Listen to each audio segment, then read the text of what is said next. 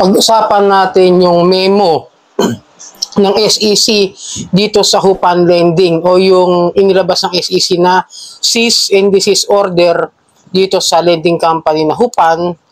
Ano ba yung mga pinagbawal dito? Ano ba yung mga talagang ibig sabihin ng cease and desist order nila na ipinataw dito sa lending company nito? So, sa video ito, talakayin natin. Tara, panoorin nito.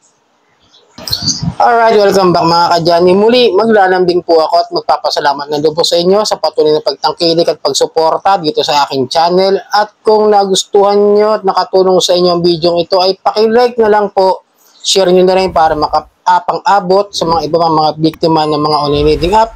At kung ano yung mga dapat niya mas maunawan, maintindihan sa mga video ito. At hit nyo yung notification bell para updated kayo sa mga videos na ginagawa natin dito about sa usapang online lending apps. So yun nga. Iba nung nakaraan lang, ano bang araw yun? Martes, no? Something like that. Nag-post nga ang SEC sa kanilang Facebook page na kung saan noong May 27, if I remember it correctly, ay naglabas ng cease and desist order laban dito sa Hupan Lending. So, ito yung sinearch ko sa Google. Tin-translate na natin sa Tagalog para mas malinawan tayo. Kasi kung English, medyo mag-iisip pa tayo, no? I-google pa natin eh. Pero tinagalog ko na para mas maintindihan ng mga kapwa natin Pilipino dito. So, naglabas ang Securities and Exchange Commission ng cease and desist order laban sa Hupan Lending Technology Incorporation. Dahil sa pagpapatakbo ng Magic Peso o ng lending application nang walang tamang pagpaparehistro. Paglabag sa moratorium sa mga bagong OLP, inutusan din ng SEC si Hupan na itigil ang operasyon ng iba pang OLP kabilang ang Cashme, Suki Loan, Peso Poly at Loan Tayo. Ayon sa isang artikulo ng Inquirer Business, narito ang isang mas detalyadong breakdown. Dahilan ng cease and desist order. Nagpapatakbo ng Magic Peso na isang hindi na italang online lending platform sa paglabag sa SEC Memorandum Circular No. 10 Series of 2021 na nagbabawal sa mga bagong pagpaparehistro ng online lending platform. Okay? Epekto ng cease and desist order. Kailangang ihinto agad ng Hupan Lending ang lahat ng operasyon na may kaugnayan sa Magic Peso at iba pang nakalistang online lending platform o OLP. Kabilang dito ang pag-advertise, pag-aalok ng mga pautang at anumang iba pang aktibidad na nauugnay sa mga platform na ito.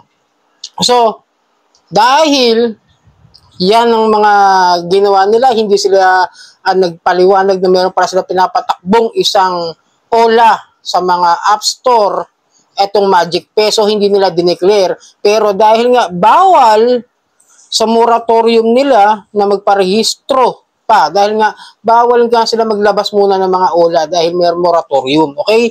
Yung hindi ka na magdadagdag pa ng mga OLA dyan sa mga lending companies mo para may patala o para may parehistro sa lending platforms. So yun, cease and desist order ang ibinigay sa kanila na which, sinabi nga rito na bawal daw silang mag-advertise.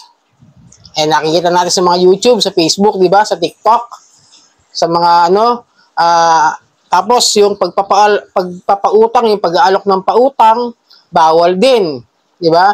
Paano kung mga nakaka-receive kayo ng mga text messages na ino-offeran kayo ni Cashme, ni Suki Loan, ni Peso Poly at ni Loan Tayo, di ba?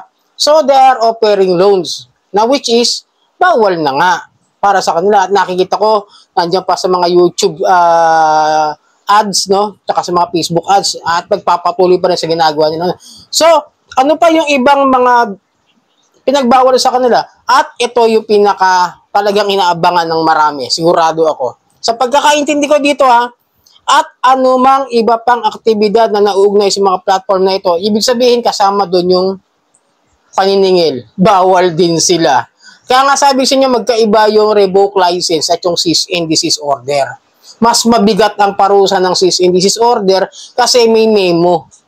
Either to si revoke license, bawal na rin sila mag-promote, mag-engage sa mga loan activities. Pero sa pagkakaunawa ko about sa mga revoke kasi, nung araw ko na-revoke yan, example, si Digido, example ko lang na-revoke siya nung May. Tapos may utang kayo before, April kayo ng utang.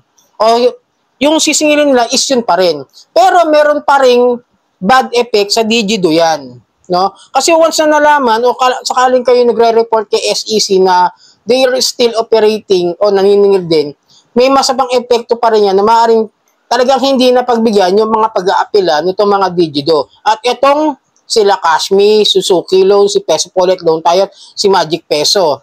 Kung patuloy nilang ginagawa, yung mga ganyan na mga disobeying the rules of the memo ng SEC, di ba? Malinaw? Kasi, totoo lang, no? Ibang-iba yung dating ng cease and desist order dahil nasa investigasyon niya mga yan.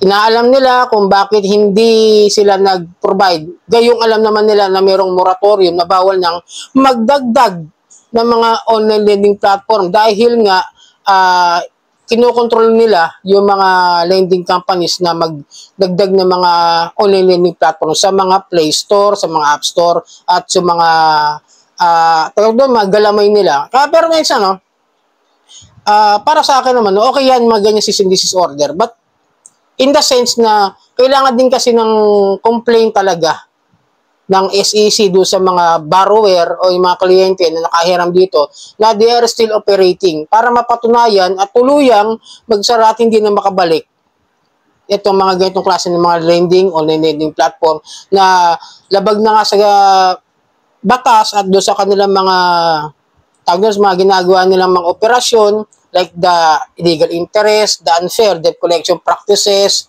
yung mga kung ano man, yung mga data privacy, di ba? Yung mga debt shaming na ginagawa doon sa mga biktima ng OLA, yung mga napapahiya nito mga to, which is hindi naman yun ang dahilan kung bakit sila na cease and desist order. Hindi lang nila nag-forward.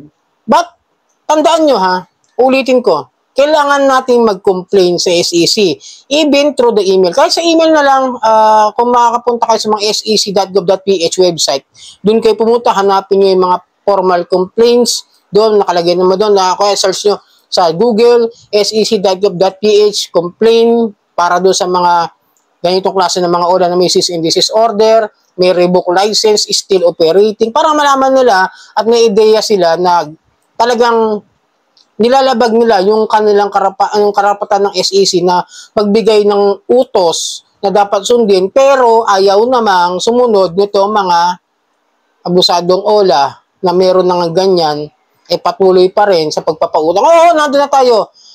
Negosyo yan Lending company, pautang na normal at magandang negosyo yan para sa inyo. But still, you are registered before bago kayo mabigyan ng cease and desist order, bago kayo na-revoke, pero dahil sa mga paglabag ninyo, sa mga pagkakamali ninyo, binibigyan kayo ng ganyang klase ng mga utos sa inyo, mga binibigyan naman kayo ng karapatan na umapila. Pero problema is, hindi pa kayo nakakapag-apila, nilalabag nyo na yung order sa inyo, di ba? Itong mga OLA na ito talaga, kaliwat kanan pa advertisement Minsan nakikita ko rin sa mga kaibigan natin mga OLA vloggers, kila Boss Ray, kila Ate Red, yung mga abusadong OLA na yan, nandun sa baba, di ba? Gayong, iba nga dyan, wala lisensya, nag-ooperate So, sana tulungan din natin si SEC, no? Total, ginagawa naman na nila yung tungkulin nila na magbawas na at magtanggal na ng mga abusadong OLA, ng mga hindi naman nagko-comply sa kanila, ng mga tamang paraan ng mga pagpapautang at yung mga nilalabag nila through their company, to the agency ng SEC. So, sana nakatulong ang video ito sa inyo na naintindihan nyo sana yung cease and desist order na ibinigay sa Cashme, Suzuki Loan, Peso Wallet, tsaka Loan tayo, tsaka doon sa Magic Peso, Sana nakatulong sa inyo ito. At muli, maglalambing ako sa inyo, napakipollow na lang po ang aking mga social media account, ang Facebook, TikTok, at ang aking YouTube channel. Maraming pong salamat at hanggang sa muli.